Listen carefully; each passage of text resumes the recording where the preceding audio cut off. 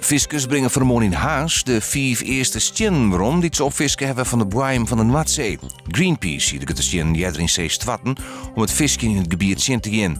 Nevens de fiskers is dat gevaarlijk voor haar skippen. Onder de stationswaai in Drachten is juist een brand uit Brutsenbop een pizzeria. De bewoner van de wenning kon uit het gebouw komen, het reek binnenkregen en is voor controle naar het ziekenhuis gebracht. De pizzeria zelfs wie op het moment van de brand dicht. 2 mannen die mogelijk vuurwapen gevaarlijk binnen juist op een vlechtslijn nadat ze op Westersingel in Ljouwert maar haar een auto uit de bocht vliegen. Er werd een burgernet actie op touw zetten. Meestal waren baskoog om zelfs geen actie te ondernemen. De man hier een langwerpig pakket in handen. De politie had het waar net voen. Joen is nog zinnen. Vannacht opklarings. Letter meer bewolking. Het 1 graden.